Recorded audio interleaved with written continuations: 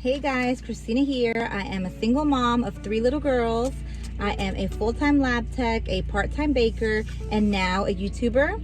Welcome to my channel and thank you so much for taking some time out of your day to spend it here with me. This week has been a very hard week, and I read something that said that when you're feeling stressed or overwhelmed, it's good to focus on past victories. So I kind of wanted to reflect today on how I started my baking side hustle. And I have some company here with me that is going to be joining us shortly. Some special guests.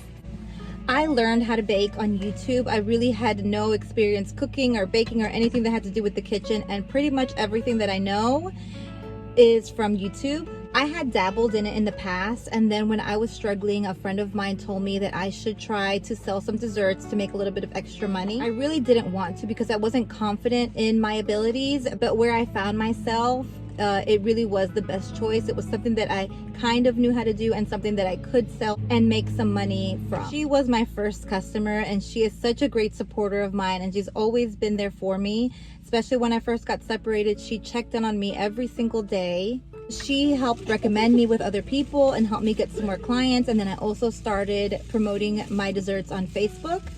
So in case you're wondering how I was struggling so badly and I was able to begin this little side hustle, COVID kind of saved me in this instance.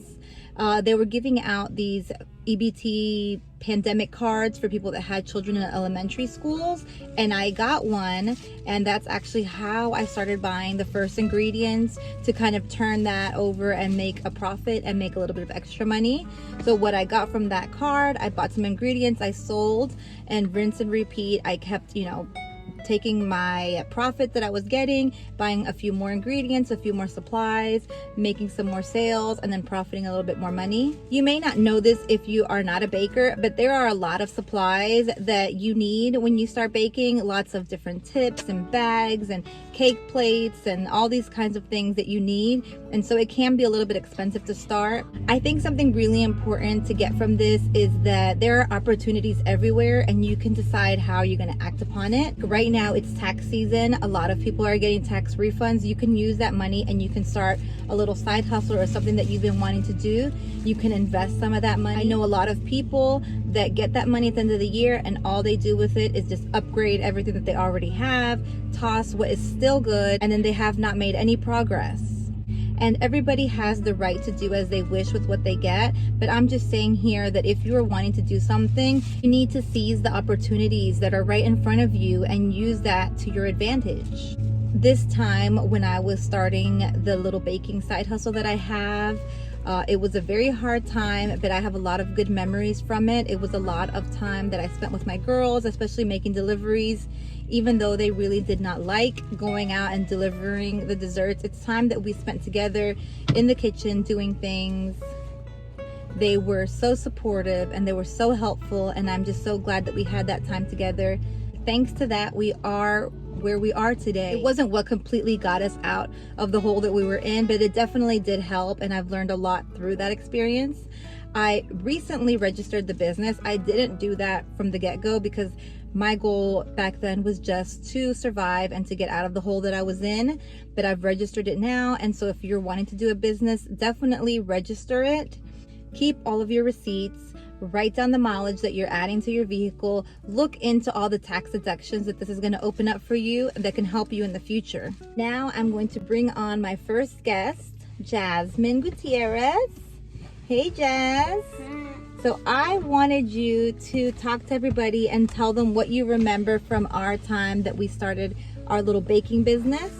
Remember, the first thing that you sold was a choco flan. Yeah? And do you have good memories from that time? Yeah. Oh, and do you like me, selling desserts? Yeah. Why? Because you make money, and that money you buy toys with.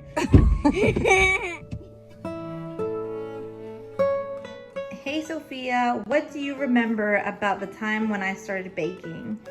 I remember when Jasmine, she used to always cry and get so mad because she always wanted to stay home. She didn't want to go deliver the cakes and stuff. And I remember that you always stayed up so late, like 2 in the morning, and you had to always go to the store and buy Red Bulls and stuff. And I used to always try to help you, but then I got so tired that I fell asleep. Do you like me baking? Yes, I actually, I posted my own stuff, right? Yeah. You want to be a baker too? Yep. And another thing that really made me want to talk about this topic was that I was recently introduced to a baker named Mignon Francois. And she was a mother of 4 daughters, and they were really struggling. And so she decided to turn her last $5 into what is now a $10 million business that she's got 2 bakeries now, one in Tennessee and one in Louisiana, I believe. And it was just so inspiring to hear her story and how she did it. And I just hope that one day my little baking business may not reach 10 million, but I hope it does become something substantial and something that me and my daughters continue to do together. So if you like this video, if you have anything that you want to ask me, anything that you want to suggest to me, maybe to help my business grow, leave it down below, give a like to the video, subscribe to the channel, and feel free to share.